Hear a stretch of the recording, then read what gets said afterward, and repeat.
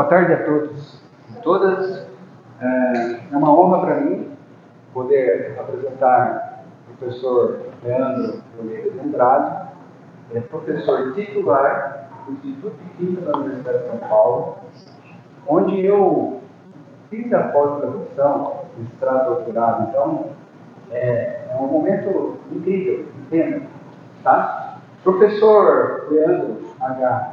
Andrade possui graduação em Química plena, graduação em licenciatura plena em Química, mestrado em Química, bem como doutorado pela Universidade Federal de Santa Maria. Tá? Na sequência, terminando o doutorado, ele veio para o Instituto de Química da Universidade de São Paulo, onde ele fez pós-doutorado, foi quando eu conheci, tá? Com o professor João Rodrigo Macedo, que foi o meu orientador de doutorado. Tá? Em 2006, logo depois do pós-doc, o professor Leandro conseguiu um projeto de jovem pesquisador pela FAPESP, foi quando ele começou a carreira dele trabalhando com biocatálise. Ele foi um dos precursores da biocatálise no Brasil. Na sequência, o professor Leandro passou a ser professor do Instituto de Química da Universidade de São Paulo. Tá? Isso aconteceu em 2005. 2005. Tá. Obrigado, Leandro. E em 2013, agora eu estou acertando as datas. Tá? Em 2013, o Fernando fez um sabático, como se fosse um pós-doc, tá? Como professor, ele passou um tempo no Massachusetts Institute of Technology, no MIT, trabalhando com o professor Tim Johnson. Foi diretor da divisão de química orgânica por 2 mandatos, em 2011 e 2014. Ele faz parte do corpo editorial da Revista Nova, como editor associado. Sua formação e experiência em química orgânica tem sido essencial para desenvolver diversos estudos sobre sistemas catalíticos e reações seletivas. Núcleo principal de pesquisa: sustentabilidade em construção molecular, matéria-prima renovável, catálise e químicos. Ele já publicou mais de 100 trabalhos. Vocês vão perceber que ele publica belos trabalhos de alto impacto, tá? E ele já orientou diversos estudantes de pós-graduação. E hoje, então, a gente vai ter a oportunidade de assistir uma apresentação dele. Professor Leandro, a palavra é sua. Muito obrigado. Obrigado, Cristiano. Obrigado, Cristiano, pela introdução. Obrigado ao Mauro também pelo convite. Obrigado a todos que estão aqui e ao pessoal que depois vai assistir pela internet. De fato, o Cristiano estava me lembrando agora, realmente a gente trabalhou junto um bom tempo. Mês passado a gente contratou um novo professor de orgânica lá, que é meu colega. E aí eu fiz uma matemática, eu já estou há 19 anos como professor, né? E aí a minha matemática, se eu quiser ir até os 75, eu vou ter mais uns 27 anos de trabalho. Mas, nossa, esse é muito tempo dentro do laboratório. Eu estou dentro do laboratório desde os 18 anos de idade. Então, hoje eu tenho 48. Então, está 30 anos dentro de um laboratório. Ele talvez impacta um pouco na minha cor, né, que ainda é branca, ainda não costumo aproveitar um pouco o lado de fora. Mas eu estou comentando isso porque faz parte da jornada de cada um de nós, não é? A dedicação e o envolvimento nas coisas. E eu quero aproveitar o que você comentou no início. Essa apresentação, além desse tempo, quando eu fui contratado para trabalhar com sistemas com catalíticos aproveitando a biodiversidade brasileira. O primeiro auxílio que a gente obteve lá no Instituto foi para isso, para trabalhar com enzimas, tá? E a produção de compostos químicos quirais. Vocês vão perceber que ao longo do tempo a gente fez diferentes contribuições e hoje eu trouxe para vocês algo que é completamente diferente, mas foi a partir de reações enzimáticas que ele me joga para esse tema que a gente tem estudado nos últimos 5, 6 anos. Tá? E eu já vou contar o porquê que esse tema me interessa, mas não é captura de CO2, eu posso assim dizer já de cara. Tá? Porque se eu chegar a falar para vocês que eu quero capturar CO2, vocês ao final vão me criticar. Tipo, tem tantas toneladas de CO2, você vai fazer heterociclo ou polímeros a partir disso? Não é o nosso objetivo. Quando a gente escolhe um determinado tema, eu vou tentar mostrar para vocês o porquê que a gente escolheu esse tema e o que a gente pensou em relação a caminho alternativo de incorporação. Tá? Então, por isso que eu trouxe para vocês esse tema, mas na verdade foi a partir de uma ideia de fazer moléculas, usar sistemas catalíticos. Tá? Então, hoje eu acho que não tem nenhum exemplo envolvendo enzimas daquilo que eu fui contratado há 19 anos atrás para fazer. Tá? Mas a gente ainda tem projeto com reações enzimáticas lá. Eu decidi trazer apenas esse porque eu acho que ele é tão importante para a ideia de se utilizar matéria-prima renovável que eu gostaria de chamar a atenção para esses projetos. Se você for pensar em CO2, eu já comecei falando sobre isso, muita gente quer transformar CO2 especialmente para combustíveis. Por quê? Quando você vê a quantidade de CO2 que a atividade humana produz, não é? Digamos, é o maior positivo, você logo quer imaginar que você quer usar todo esse carbono de volta na nossa sociedade. E é natural as pessoas imaginarem que capturar CO2 seria muito bom se eu pudesse fazer combustível a partir dele. Pegar esse carbono e transformar, por exemplo, em metanol, etanol, por que não? Metano, não é? Por que não transformar nesses outros compostos orgânicos que podem ser queimados, não é? E assim gerar energia. É isso mesmo. Quando a gente trabalhou com isso, eu estava interessado em usar esse carbono, não o CO2, mas olhar para o carbono desse CO2. Eu já vou falar por quê. E o que nos chamou a atenção naquele momento é que pouco se explorava com esse solvente, que é muito comum em laboratórios de bioquímica ou de biologia molecular, formamida ou dimetilformamida.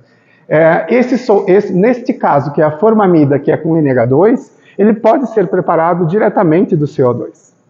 E o que a gente quis imaginar naquela época é, ao invés de nós tentarmos desenvolver novos métodos de produção de combustíveis, o que você vai encontrar em inúmeros grupos de pesquisa pelo mundo afora, a gente pensou, por que não criar um caminho alternativo? Ou não queremos competir tanto com os outros grupos, por que não olhar por uma outra perspectiva? E foi assim, então, que a gente decide explorar um pouco a formamida. E o que me chamou a atenção naquela época da formamida? Foi esse radical que está aqui. Ó. Se você olha esse reagente, que é um solvente que você encontra com preço barato, e você arranca esse hidrogênio que não está representado aqui, você gera esse tipo de radical. Arrancando um único hidrogênio, eu gero uma espécie altamente reativa. E naquela época a gente pensou, por que não usar então agora essa espécie para fazer compostos orgânicos diferentes? Ou mais complexos do que metanol. Metanol não é complexo para um químico orgânico. Metanol ou etanol, ele é um carbono, 4 ligações ali, facinho de sp3, não tem complexidade para mim. Né? Para mim a perspectiva não me interessava naquele momento. E aí, então, a gente olha para um outro tipo de composto orgânico que pode me ajudar na construção de algo mais complexo, tá? E aí, a gente, então, mais recentemente, a gente publicou essa revisão que tenta mostrar o que tem na literatura de fazer compostos orgânicos a partir da formamida. Se você fizer essa pergunta, hoje a gente pode resumir nesta revisão, que saiu no início do ano, e você tem uma diversidade de compostos orgânicos. Mas quando a gente fez esse ChemDraw, essa figura, logo a gente percebe algumas das nossas contribuições aqui em cima. Algumas ainda não estão aqui porque saíram depois. Mas se você ficar olhando em todas estas aqui, você vai perceber algo que vem de reações de condensação. esses compostos são produzidos a partir de reações muito parecidas, que é, você ferve um composto orgânico na presença de formamida e a partir de reações de condensação, você tem um produto heterociclo. Estou resumindo de uma maneira bem objetiva, mas era isso que nós demonstramos nessa revisão. De fato, você pode fazer diferentes heterociclos a partir da formamida, mas a gente percebeu que um tipo específico de reação era frequentemente encontrado. Tá? E o que a gente estava explorando, ou explorou mais recentemente, para fazer esses heterociclos diferentes, a reação via radicalar não era tanto explorado na literatura. Então percebam que isso aqui é um resultado, é claro, desse ano, mas lá em 2015, que a gente começou com esse projeto, a gente estava apenas no objetivo de fazer algo mais complexo do que metanol. Tá? E fomos com esse objetivo, iniciamos isso. Eu gostaria de mostrar esta equação e chamar a atenção de vocês dessa transformação aqui. Ó. Percebam que, de maneira simples, resume o que eu acabei de comentar no anterior. Eu arranco o hidrogênio da formamida e gero esse radical. E aqui eu preciso dizer o porquê que eu gosto dessa equação. Porque quando você vê métodos de produção ou de síntese de materiais ou compostos orgânicos, muitas coisas são utilizadas, muitas metodologias jogam fora muito carbono e muita energia. Quando eu coloco essa equação, é para mostrar para vocês que eu não quero jogar nada fora. No máximo, eu posso jogar esse hidrogênio fora. E essa reflexão é importante porque, se você quiser me perguntar depois, mas quais são as outras metodologias que geram radical carbamoíla? Tem várias. Mas desta forma, do jeito que a gente acha interessante, com a perspectiva de incorporar átomos que vêm da natureza, quanto menos átomo você jogar fora, melhor será o seu processo de incorporação de matéria.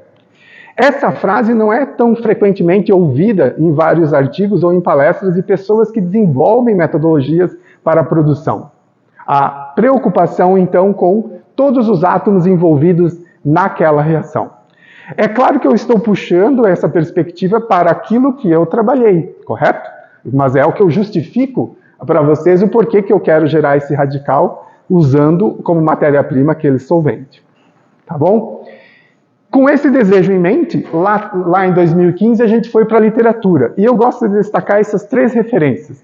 Essa é uma coisa importante que hoje o acesso à informação nos ajuda a tomar decisão se aquela pesquisa que eu tenho interesse pode estar no caminho correto. E foi o que a gente fez. Colocamos na nossa busca lá em 2015 como que eu gero esse radical. Qual que é a forma da literatura que eu gero esse radical? A partir da formamida, claro. Encontramos esse primeiro artigo em 1961, que o cara de fato ferveu, né, aqueceu a formamida em 150 graus na presença de cialceno em diterbutilperóxido. Misturou os dois e ele obteve esse produto com 5%. E obteve também um polímero. Publicou isso numa excelente revista, naquela época também, ainda ela é uma excelente revista. Depois, 3 anos depois, esse grupo de Israel... Agora eu não vou citar o país, porque eu não lembro qual que é. Mas esse grupo do Elard e colaboradores, eles pegaram a mesma reação química e agora eles tentaram gerar esse radical, que é o intermediário dessa reação, na presença de luz. Percebam aqui, ó, na metodologia que eu estou circulando, foram 14 horas e ele obteve o produto com 57% de rendimento. Ou ele coloca o frasco, isso de fato ele fez, colocou o frasco para o lado de fora do laboratório e deixou por 7 dias. E aí, esses 7 dias, ele obteve, então, 61% de rendimento do produto. O destaque, então, eu destaco essas duas porque uma é uma metodologia que usa um oxidante, um peróxido, para gerar o radical, e a segunda metodologia utiliza luz, que é só você expor o teu frasco reacional com luz. E o fotoiniciador, nesse caso, é a acetona. Então, teoricamente, metodologia é simples. E ele, então, produziu o produto com 61%. Depois, mais 6 anos, em 1970, o grupo do Menischi, o grupo italiano, mistura ácido sulfúrico, água oxigenada e ferro mais formamida para produzir o produto da reação da formamida com esse heterociclo, gerando essa ligação que está marcado em azul. Essas condições são condições de Fenton. Quando você mistura água oxigenada, ferro e ácido, você gera radical hidroxila. E esse radical hidroxila, em química analítica ou química ambiental, ele é usado para destruir compostos orgânicos. Então, nesse caso, como o excesso de formamida era presente, ele conseguiu produzir o composto dele sem degradar o composto orgânico, que é o final. Tá? Bom, cito esses três, porque esses três exemplos, de fato, mudaram, são abordagens diferentes, mas nos ajudaram a propor o nosso uso da formamida. Foi o que nós fizemos, então, a gente concluiu o trabalho em 2016, aproveitando destas condições aqui do Menichin que ele tinha divulgado há 46 anos atrás. Tá? Então a gente pegou e decidiu aplicar aquela metodologia para fazer um composto orgânico. É natural o químico orgânico escolher alguns alvos para você produzir. Eu posso fazer tinta de caneta, eu posso fazer polímero, posso fazer a caneta, eu posso fazer um remédio, eu posso fazer diferentes materiais cuja composição é a orgânica. Mas é muito usual você escolher moléculas menores que tenham um interesse maior pela sociedade. E é natural a gente ir para o caminho dos remédios. Tá?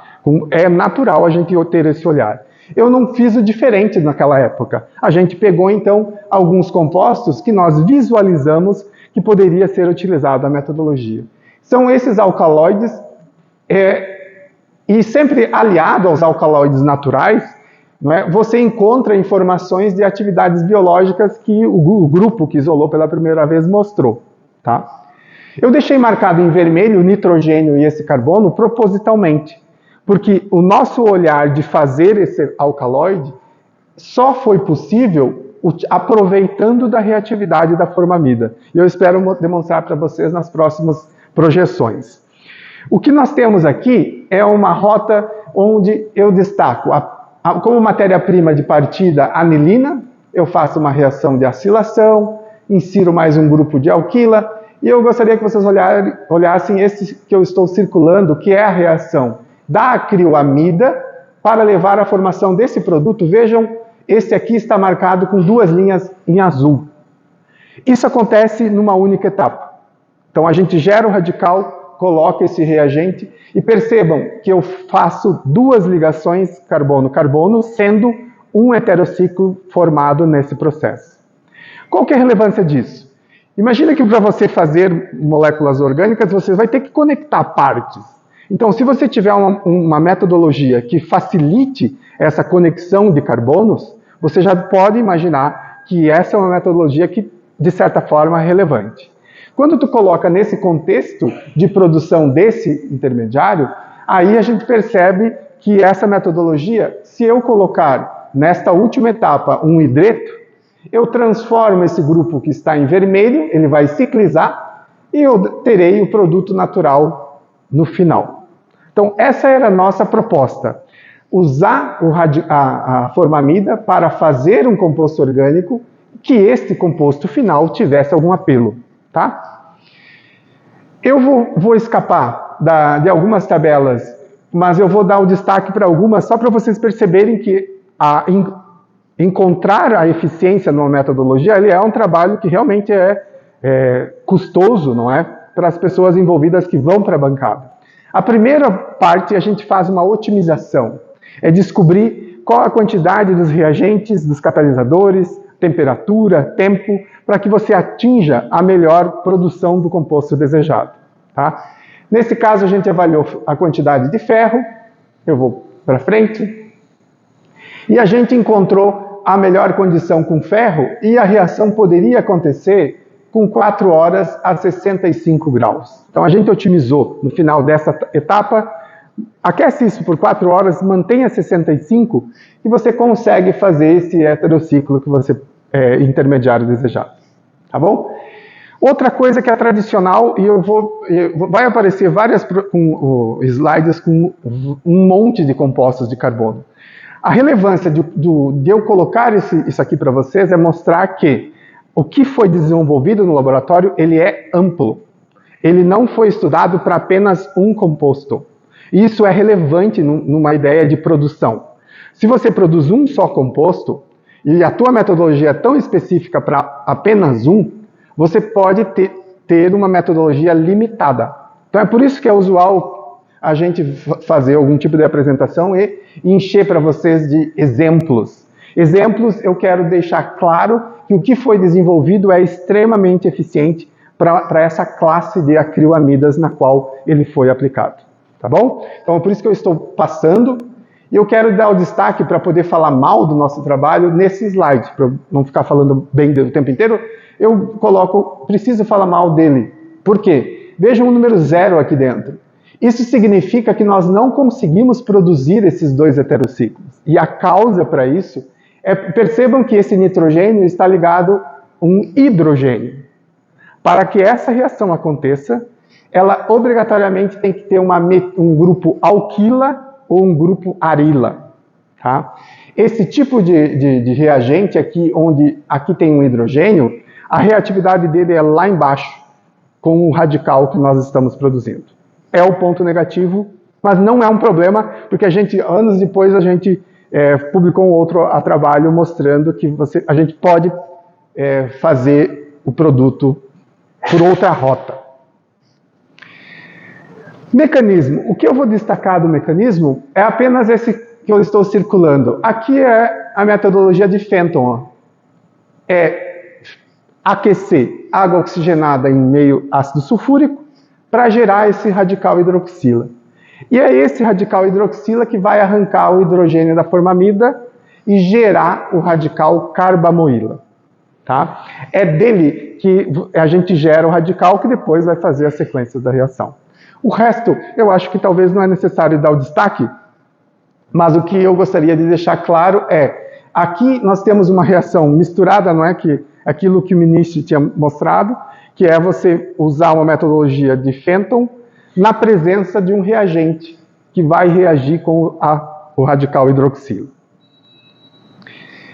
Finalizando esse trabalho, a gente então mostra nele que fizemos os intermediários, esses 3 intermediários chaves, esses que eu estou circulando, eles podem levar a diferentes produtos naturais. É claro que na sua versão racêmica, mas naquele momento é o que nós queríamos mostrar. Mostrar que esta metodologia pode produzir intermediários que rapidamente você consegue fazer os produtos naturais. Tá? E por que isso também eu posso dizer que isso é bom? Por isso aqui, ó.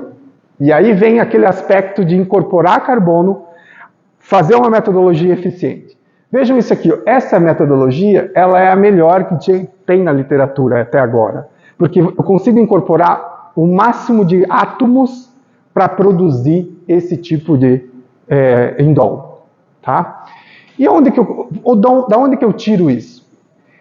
Vou dar o destaque para essa, foram 4 reações e nesse trabalho a gente fez 3 colunas. São informações que às vezes em sala de aula ou no laboratório a gente acha irrelevante. Não é irrelevante. Quando você quer produzir um medicamento, tudo isso, quanto mais operações desse tipo você tiver, mais caro será o teu processo e talvez até inviável será o teu método de produção.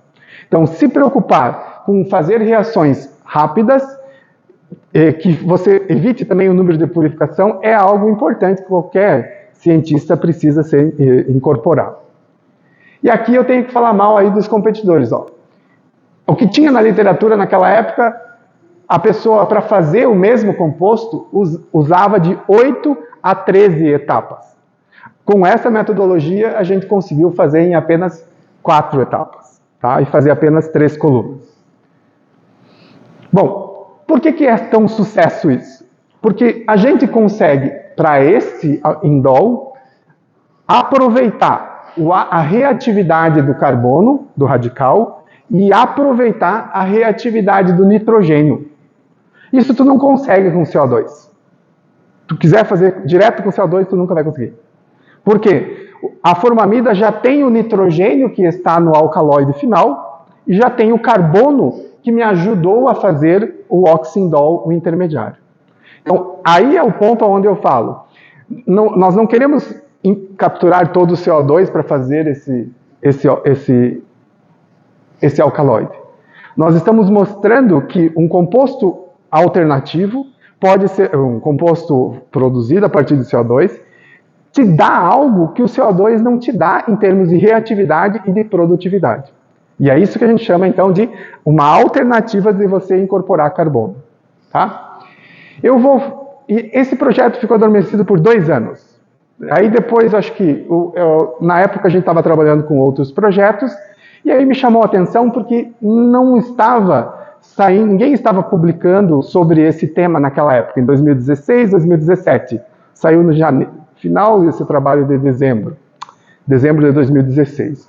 O que a gente pensou foi, vamos voltar para essa linha de pesquisa e aproveitar ainda mais, porque ninguém estava usando aquilo que a gente tinha feito, né? Então foi daí que a gente volta e eu vou mostrar para vocês 4 exemplos que de fato eu pessoalmente eu gosto bastante, porque esses exemplos surgem daquela necessidade de mostrar que aquilo que nós tínhamos publicado em 2016 fazia sentido.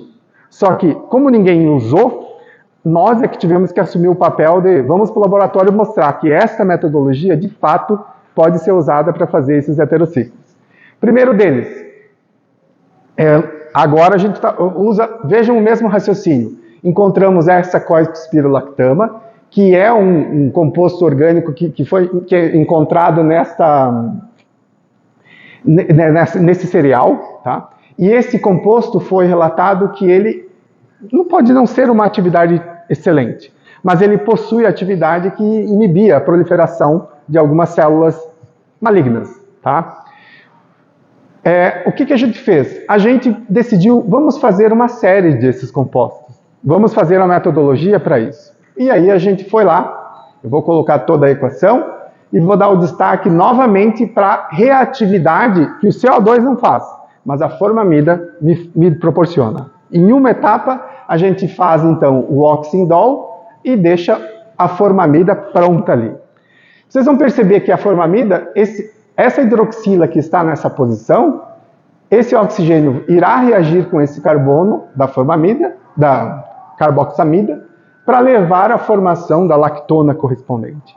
Novamente, a formamida, nesse caso, vocês podem me criticar e dizer, aqui você jogou fora a amônia.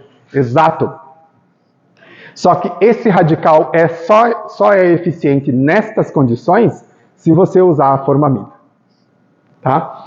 Vou passar para frente. Nessa época a gente decidiu usar a fotofenton, que também em química analítica, ou aqui em unidades de tratamento de efluentes, utilizarão esse processo fotofenton. O que é o processo fotofenton? O mesmo que eu mostrei antes, com um único diferencial. Ao invés de tu aquecer, tu coloca uma lâmpada de ultravioleta lá dentro. Essa lâmpada será responsável pela parte de transformação do ferro 3 em ferro 2, o catalisador da reação, a regeneração do catalisador. Então a gente decidiu, vamos utilizar o fotofenton para a produção desse radical. Então, além de escolhermos um novo heterociclo, a gente aproveitou e desenvolveu uma metodologia similar. Eu deixei essa projeção para mostrar para vocês que, neste caso, a gente usou a química em fluxo. Porque se você conseguir... você pode colocar uma lâmpada dentro da reação? Pode. Você pode colocar uma lâmpada do lado de fora desse copo? Pode. A lâmpada vai demorar um bom tempo para que todos os fótons necessários para que a reação aconteça, ela seja de maneira eficiente nesse copo d'água. Uma forma de tu fazer isso, da parte fotoquímica, de maneira mais eficiente, é você usar microcanais. Eu vou ter que ir para frente para mostrar. Você coloca, ao invés de fazer a reação num frasco, você injeta os teus reagentes através de uma tubulação e enrola essa tubulação ao redor da lâmpada. Com isso, você tem a mesma lâmpada, só que a tua reação está mais próximo desse tubo, com uma maior superfície, uma maior facilidade de transferência dos fótons para o meio reacional. Com isso, tu espera que a reação seja muito melhor do que aquela que você colocaria a lâmpada na frente do frasco reacional. Bom, a gente tem, esse negócio preto aqui é uma bomba de injeção, tem 2 seringas ali dentro com reagente. Um reagente de um lado, um reagente do outro. Você injeta esses reagentes através dessa tubulação, No centro vai ter uma lâmpada de ultravioleta, que vai estar irradiando ali. E ao final, você coleta o teu reagente. É claro que eu estou fazendo de uma maneira bem resumida, mas o que eu quero dizer para vocês é, com este sistema, escolhendo e encontrando a metodologia apropriada, foi possível, então, em 10 minutos, produzir esse intermediário aqui, ó, que tem uma característica estrutural similar ao que eu mostrei anteriormente. Qual que é a diferença dele? Ele tem essa hidroxila. E para que serve? Porque em uma etapa eu formo a lactona. Em operações, eu destilo o solvente e depois aqueço de novo. E aí ela cicliza. Então percebam que eu gastei 10 minutos aqui e depois mais 5 horas na última etapa. O que ela tem de bom?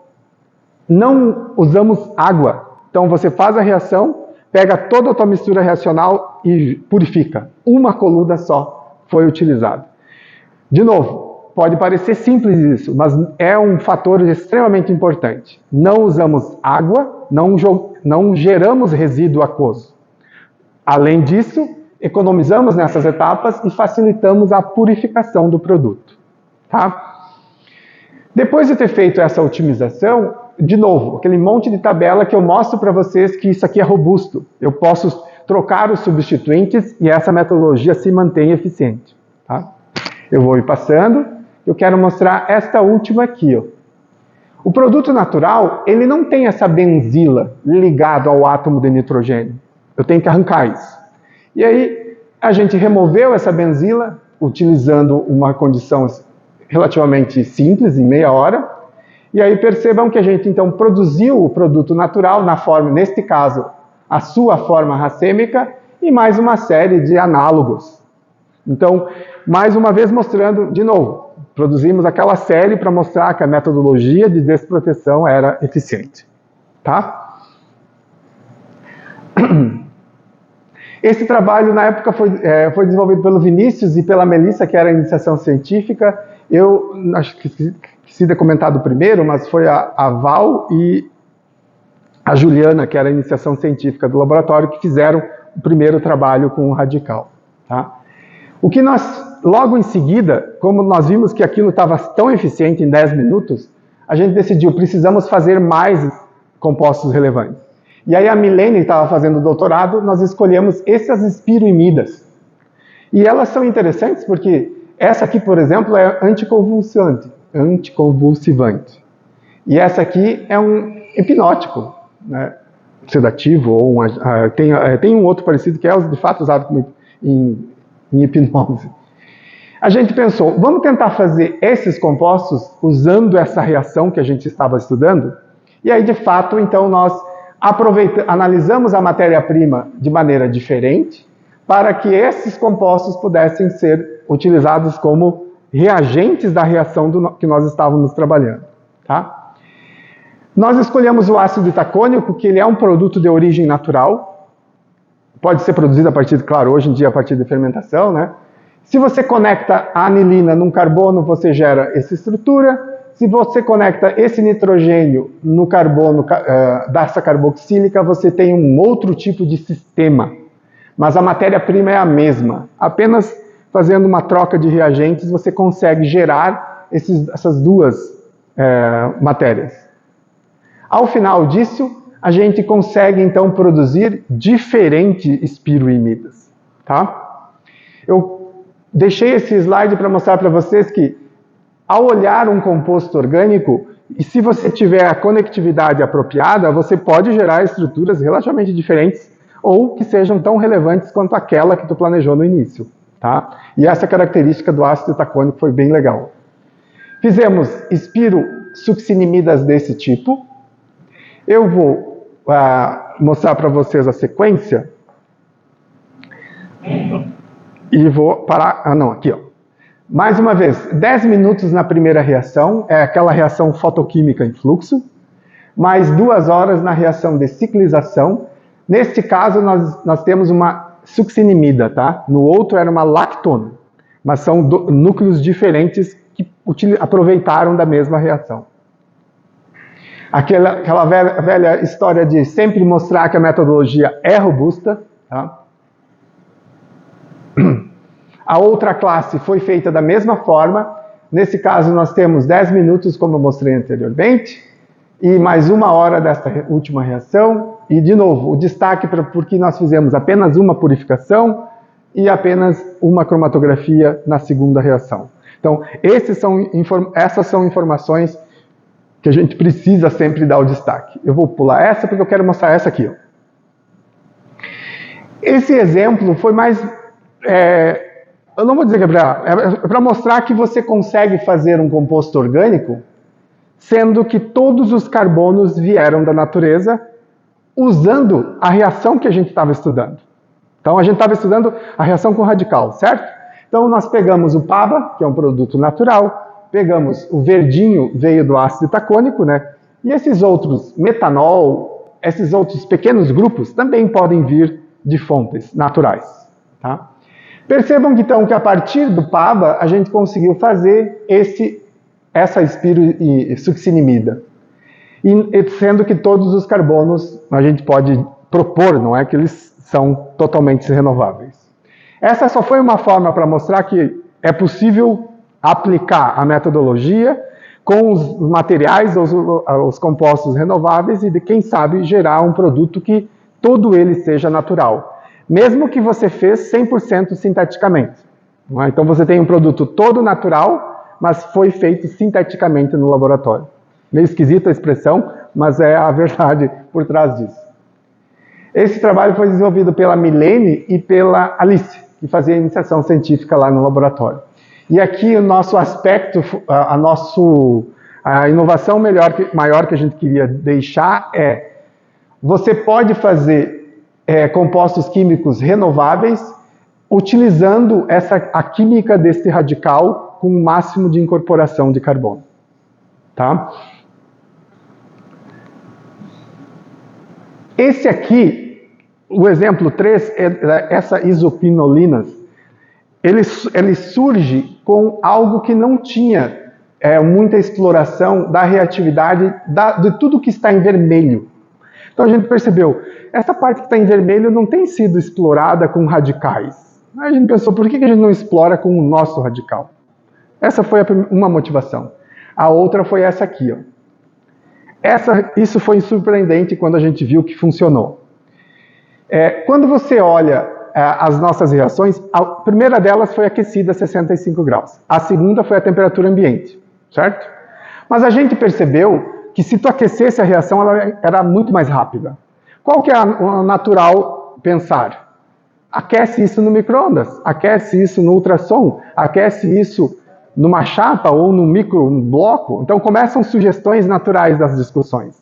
E foi quando nós então imaginamos usar a irradiação por micro-ondas. E o que a gente percebeu, isso foi depois, tá? É que a água tem essa tangente de perda 0,12 e a formamida 0,56. O que significa esse número? Quanto maior esse número, mais fácil, eu acho que eu deixei o texto aqui, e deixei. Mais fácil, mais eficiente é o composto em transformar essa energia que ela está absorvendo em energia térmica. Com isso, a gente percebeu que a formamida aquecia muito mais rápido do que a água. Logo você traz para o que a gente estava estudando. Se a formamida é um solvente e também um reagente, significa que se eu colocar isso no micro-ondas, você vai aquecer bem rápido, correto? E se você precisa de energia para fazer a reação, talvez a tua reação vai ser mais rápida ainda. E foi isso que a gente fez. Primeiro estudo a gente colocou no micro-ondas do laboratório mesmo. Na era de comida era o que a gente tinha lá, era usado para a gente derreter meio de cultura. Usava a meio da cultura, tem água e vira gelatina, era para isso que a gente usava. Nunca tínhamos feito uma reação. Colocamos essa reação num frasquinho dentro de um becker, e logo a gente percebeu que essa linha é azul, tá? Que em apenas 10 segundos, essa seta em azul, em 10 segundos nós já chegamos com 53% de rendimento. A gente deixou numa mesma escala só para vocês perceberem que a reação com 4 horas é extremamente lenta comparada com aquela que foi feita no micro-ondas. Claro que para você publicar o artigo é muito apropriado que você utilize um micro-ondas científico, né, que tenha controle de temperatura, potência e tudo mais.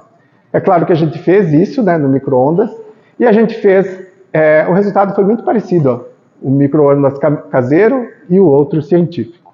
Tá? Mais uma vez, a série dos compostos, e o que tem de diferente no mecanismo, por isso que eu não estou nem parando nele.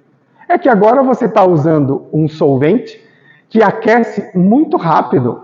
Então você está gerando energia térmica direta, já está aquecendo o reagente molecularmente.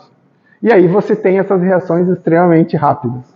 E o que a gente percebe, e a gente pode usar essa foto como brincadeira, mas na verdade é verdade. Se você colocar 10 segundos uma pipoca no micro-ondas, ela não vai estourar. Tá? Mas se a gente voltar para a nossa reação aqui, em 10 segundos você faz um produto orgânico. Essa é a reação até agora a mais rápida que tem radicalar na literatura. Tá?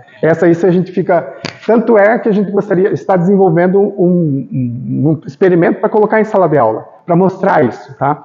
Que é algo que você consegue fazer uma reação radicalar em 10 segundos. E eu vou mostrar o último exemplo com um sistema extremamente complexo que também foi feito em 10 segundos. Tá? O porquê que é feito isso, eu acho que a ideia foi ter mostrado aquela tangente de perda lá, que ela consegue transformar a energia eletromagnética muito rapidamente em energia térmica. O final da história, né?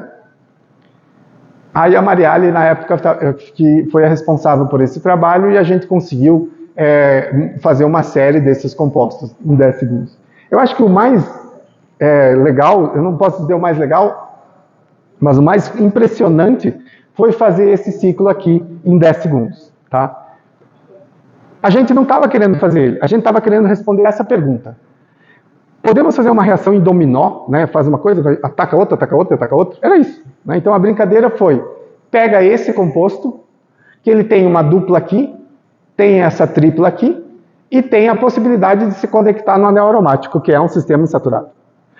Aí, o que acontece se você colocar tudo isso junto? Essa foi a pergunta que a gente fez no início. A primeira reação, isso foi legal, quando uma reação é robusta, usualmente, eu já não posso dizer isso, mas se ela é fácil de se obter, ela já no primeiro dia que tu faz, ou tu vai ter 5% de rendimento ou 80% de rendimento. Você sente que ela tem sucesso ali. É muito usual isso. São raras exceções que você pega uma reação que deu 5% de rendimento e evolui para 80% de rendimento. E o que o Bruce fez, o Bruce e a Bianca, que estavam estudando nesse trabalho, colocaram no vidrinho e aqueceram por 4 horas a 80 graus. A gente percebeu então que sem querer, a gente estava fazendo 5 ligações novas num frasco em 4 horas. Esse trabalho o Bruce estava estudando com aquecimento térmico, mas o Bruce era vizinho de bancada da Mariale que estava ali. É natural nas nossas conversas fazer a pergunta, coloca isso dentro do micro-ondas. Essa história é interessante porque o Bruce demorou muito tempo para ele escutar essa minha sugestão. Eu sempre gosto de comentar, porque a gente sempre, toda semana perguntava para ele, já colocou essa reação no micro-ondas? Porque 10 segundos chega a ser bobo, né? Coloca ali e tira. E ele não estava acreditando muito nisso, né? E ele estava estudando os parâmetros dessas reações em vidrinho, né? Dentro do aquecimento tradicional. Até um dia que a Mariale estava junto, e eu chamei os dois e falei, Mariale, conta para ele que a reação vai dar certo, é essa que ele está fazendo. Aí eles conversaram e depois fizeram a reação no micro-ondas tradicional e deu 17% de rendimento. Ok. Era antes com 4 horas, agora a gente conseguiu chegar em 10 segundos com 17. Bom começo. Depois evoluímos isso para o micro-ondas tradicional, e aí o Bruce fez uma série depois desses compostos, mostrando já com a metodologia otimizada, produzindo então esses heterociclos que foram feitos. A gente pode colocar essa projeção aqui, ó, para mostrar para vocês que a nossa proposta é que foram 6 reações para chegar no produto desejado. E todas elas em 10 segundos. Tá? Então, essa metodologia para a gente foi bastante impressionante, porque era difícil de imaginar que você iria conseguir fazer todas essas reações em 10 segundos e ainda ter um produto que não era conhecido na literatura. Tá? Então a gente concluiu esse trabalho, foi a Bianca, que hoje faz doutorado, e o Bruce, que já defendeu a sua tese e já está fazendo o pós-doc em outro lugar. Mas é só para mostrar para vocês que foi possível, não é, acelerar ainda mais aquela reação que já estava dando certo lá no início. Eu queria mudar de assunto para finalizar essa conversa. Tem outros exemplos, vocês perceberam que essa é a última projeção de 2021. Depois a gente publicou outros artigos. Usamos micro-ondas, usamos persulfato, usamos outras metodologias. Mas sempre com esse intuito de fazer esses heterociclos de maneira eficiente. Tá? Mas eu queria mostrar para vocês que quando a gente aprende, compreende uma reação química, a gente pode começar a sugerir coisas bem mais desafiadoras. E às vezes é difícil da gente fazer com que as pessoas compreendam essa nossa proposta, não é? Quando eu fiz quando eu mandei esse primeiro projeto, nós não tínhamos nenhum artigo publicado. E a gente foi financiado para fazer isso, nesse tema, tá? Nesse tema não tínhamos nenhum artigo. Então, a proposta teoricamente fazia sentido e o nosso assessor compreendeu que é importante botar dinheiro em coisas que podem dar certo, mas se elas podem dar errado, mas se elas derem certo, você consegue, muitas vezes, descobrir algo impressionante. Tá? Por isso que eu quero fazer uma outra trajetória agora para polímeros. Eu não sou um professor de química de polímeros. O que eu sabia é o que está projetado aqui. Nós temos um reagente, tem tudo aquilo que eu falei do CO2, compreendemos muito bem a reatividade deles, e a gente pode fazer essa outra pergunta. Podemos fazer polímeros renováveis com essa mesma reação? Aí, conversa com a Bianca, que é a que faz doutorado nesse assunto, eu já falei, Bianca, vamos para a literatura, procure todos os ésteres naturais que possuem esta estrutura aqui, ó, alfa-beta insaturados. Vou voltar ao slide. Por que a gente fez essa pergunta? Porque nós sabíamos que a reatividade deste radical com este sistema era excelente. Se a gente quer fazer polímero de maneira excelente, procura isso. E foi isso que a Bianca fez. De novo, fomos para as bases de dados, e olha só o que ela encontrou. Aqui na biomassa tem o ácido tacônico, que eu mostrei, tem o ácido fumárico, que vem dessa planta, tem o ácido metacrílico, que pode vir por fermentação, tem o crotonato de metila, que é encontrado na manga, tem esse octanoato de metila, que é encontrado nessa pera asiática, e tem o ácido acrílico, que pode ser produzido via fermentação. Então, o que a gente fez com a Bianca? Vamos pegar todos esses ésteres renováveis e reagi-los com o nosso radical. Olha só a ideia. Se esta reação funcionar, nós teremos em vermelho uma amida e em verde um éster. O que eu tenho disso aqui? Esses grupos são fáceis, na época nós pensávamos, né? Deve ser fácil polimerizar. Fazer poliéster a partir de éster era conhecido, a partir de ácido também.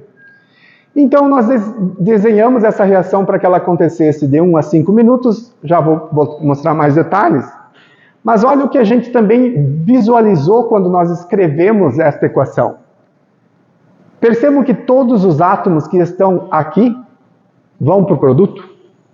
Ou seja, 100% de economia atômica, 100% de incorporação de carbono. Se você quer fazer um monômero, isso conceitualmente é excelente. Tá? E ao final a gente imaginou, ok, coloque isso aqui, ferve isso a 190 graus e você vai ter o teu polímero.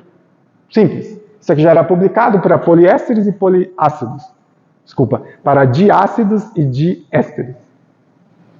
Fizemos a metodologia novamente de produção em fluxo porque nós estávamos pensando nós usamos a parte do catalisador, que eu esqueci de dar o destaque aqui, que é um catalisador de tungstênio. Ele recebe ou absorve a energia da luz, vamos resumir dessa forma, e é a nossa espécie que vai gerar o radical carbamoíla, vai nos ajudar nessa geração deste radical. O reator foi muito parecido com o outro. Coloca uma lâmpada no meio, um reator tubular ao redor desta lâmpada e injeta os reagentes. No final, tu tira o produto. E deu certo. Depois de ter feito a otimização e tudo mais, a gente conseguiu produzir uma série de amidoésteres, que a gente chamou.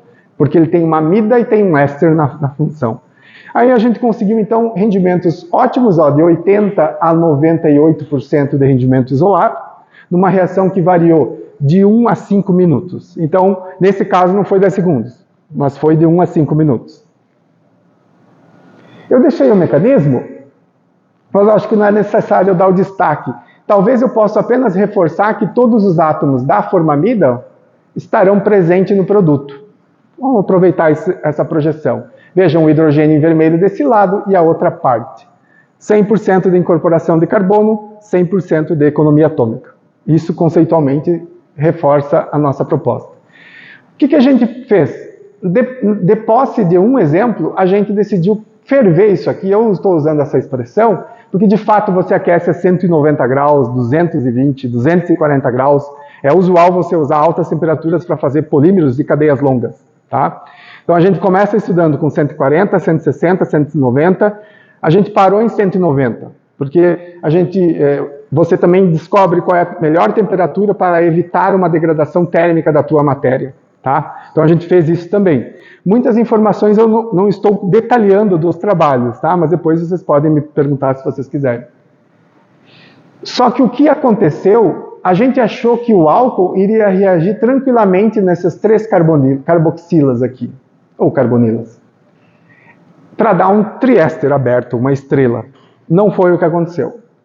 Deu um outro polímero, deu um outro material, em que ele cicliza. Percebam que está em vermelho, é uma succinimida. Nunca imaginávamos que iria acontecer isso. Porque a gente estava naquele momento na ingenuidade de uma alcoólise da amida, que isso era conhecido. Não aconteceu isso. Então, eu vou para frente para mostrar para vocês a estrutura do polímero, depois eu volto para essa projeção. Opa! Essa aqui, ó. Essa é uma forma, eu sei que está extremamente pequeno, o complexo em termos de a quantidade de átomos, mas eu queria falar para vocês que, deixa eu voltar, aqui talvez seja melhor. A reação não acontece como a gente esperava. A gente esperava que esse álcool em azul iria reagir com essa amida primeiro. Não foi isso que aconteceu. Primeira coisa, acontece uma ciclização térmica, que gera essa succinimida, e depois a reação continua. Se isso acontecer, agora eu vou voltar. Naturalmente você vai ter um polímero pendurado com essa fração vermelha. Então a gente percebeu que nós não estávamos sintetizando triésteres, polímeros de triésteres. Não. É um polímero hiperramificado. Ele vai reagindo para todos esses lugares, de maneira aleatória. Então não estava reagindo como a gente esperava, mas era um polímero desconhecido, correto? Porque o monômero era um monômero desconhecido também. Então a gente decidiu fazer o quê? Avançamos com o estudo, foi o que a gente fez, exploramos diferentes catalisadores, tá? E nesta tabela a gente escolheu o zinco. E isso é uma coisa que, em conversa com a Bianca, na época ela que estava desenvolvendo isso, vamos escolher o zinco porque ele é um metal que não é tóxico. Porque todos os catalisadores dão um produto que a gente quer. Escolha do zinco é um material que não é tão tóxico. Então avança o trabalho com um catalisador menos tóxico possível. Fizemos uma série desses polímeros, tá? Fizemos aquelas caracterizações de tamanho, polidispersidade. Mostramos o mecanismo. Deixa eu ir para frente. Eu acho que para finalizar, é essa equação que ajuda. Fazer polímero, para a gente que trabalha com moléculas pequenas, é completamente diferente a parte analítica. Tá? Então, fazer um composto orgânico solúvel em cloroformo alterado é barbada. Né? Você dissolve, vai lá, barbada no sentido de dissolve e vai para o RMN. No polímero, não. No polímero, imagina você purificar um polímero que você tem que descobrir qual que é o melhor solvente, e você pode ter oligômeros, você pode ter um monte de coisa lá. E isso nos tomou um bom tempo até a gente compreender.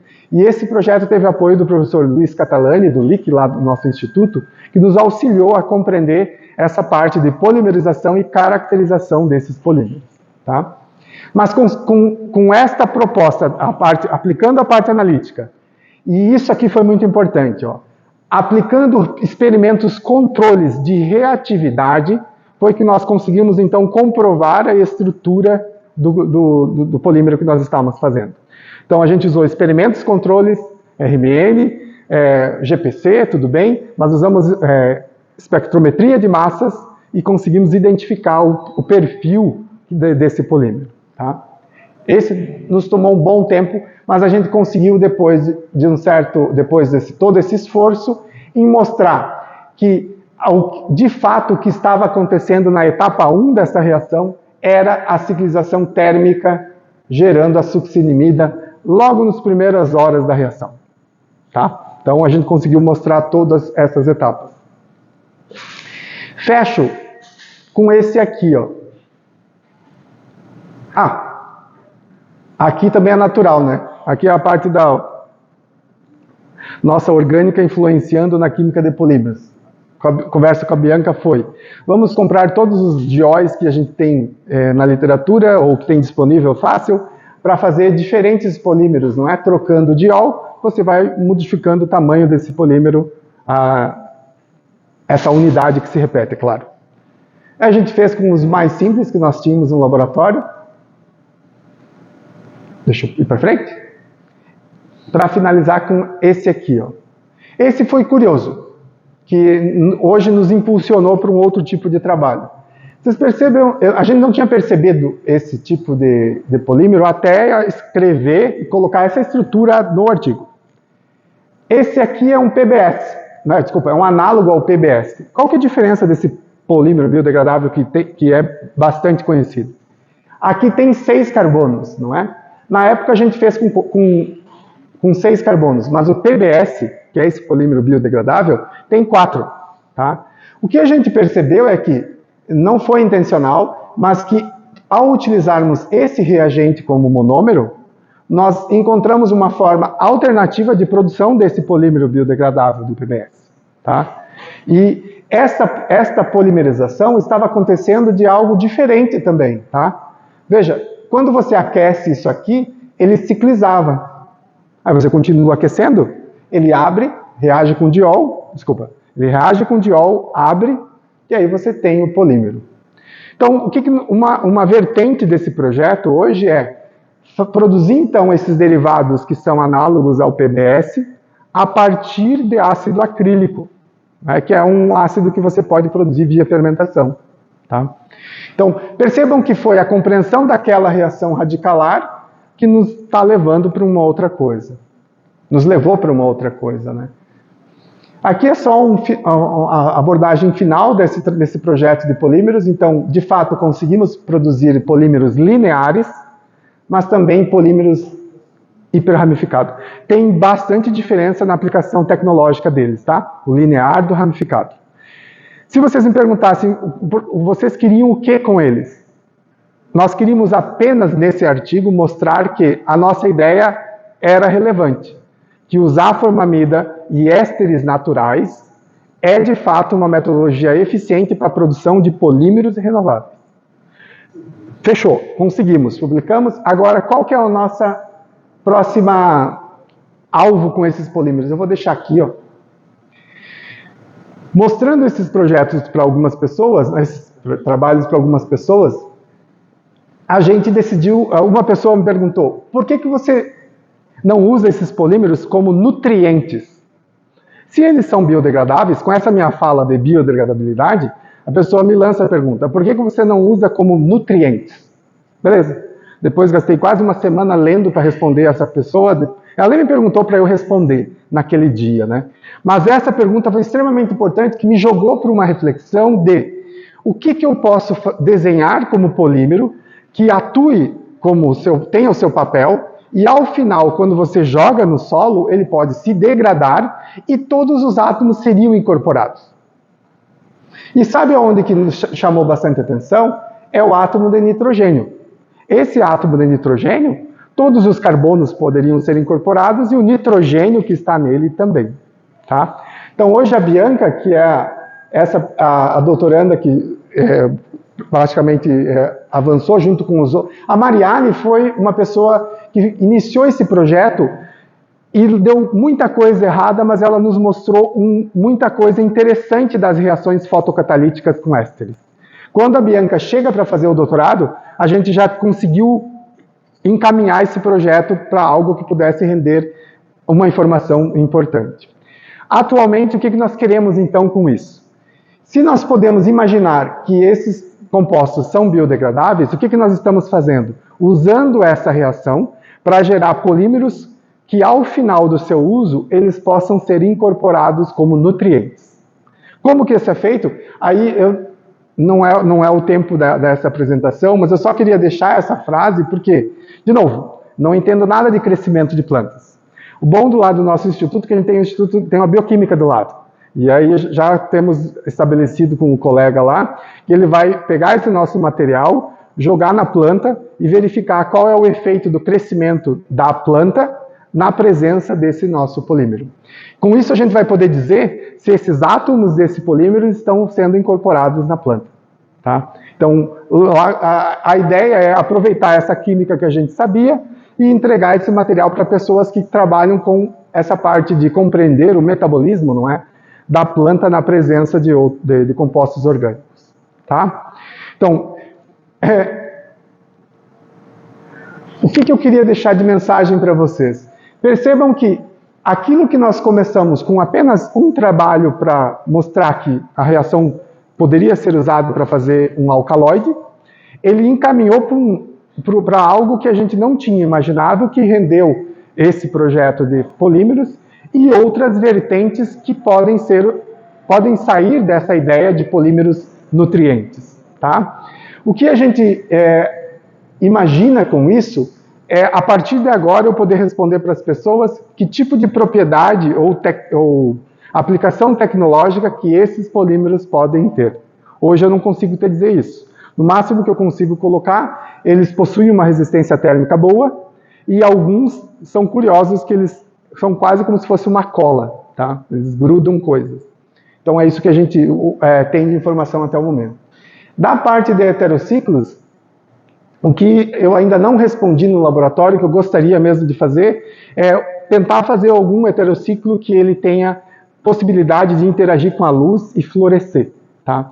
Porque essa é a desenvolvimento de aproveitar, digamos, o conhecimento que a gente tem ali para fazer heterociclos conjugados, pode render a compreensão de compostos orgânicos que possam ter um comportamento na presença da luz, que de repente pode resultar em sensores fluorescentes. Tá? Então, vejam que é uma consequente aplicação daquela reação que já estava sendo estudada. Tá? Agradecendo. E com isso eu espero ter mostrado para vocês, com essa simples pergunta, a gente foi indo para caminhos diferentes. Tá? A ideia, o agradecimento à FAPESP, à CAPES e ao CNPq pelo apoio financeiro. Esses aqui, eu tentei dar o destaque de quem trabalhou nos projetos ao longo da apresentação. Isso aqui, claro que eu agradeço ao pessoal que está hoje no laboratório, mas eu sempre deixo claro para eles que eles serão agradecidos no momento que as coisas aparecerem na literatura, não é? Que é mais ou menos assim que a gente trabalha na pesquisa, não é? Você faz um laboratório, compreende, e você vai lá, assim que conseguir, felizmente, você pode divulgar os resultados, tá? Esse trabalho pode ser custoso e às vezes demora um bom tempo. Nesse projeto que eu mostrei aqui, tem uma boa participação do professor Catalani, que é o nosso companheiro lá que nos ajuda nos trabalhos com polímeros. Tá? A gente já está indo para uma parte mais de aplicação desses polímeros, e aí eu outros colaboradores certamente entrarão ali. Tá bom? Eu espero que com essa projeção, essa apresentação, eu tenha mostrado para vocês, desde a nossa ideia não é capturar todo o CO2 e fazer heterociclo ou polímero. Não. Mas com esse pensamento foi o que me direcionou para chegar nesses resultados que, de certa forma, eles são bastante inovadores naqueles campos específicos em que eles se encaixam. Tá? Então é isso que eu gostaria de mostrar para vocês. Se vocês tiverem alguma pergunta, por favor, fiquem à vontade para colocar. Obrigado, pessoal.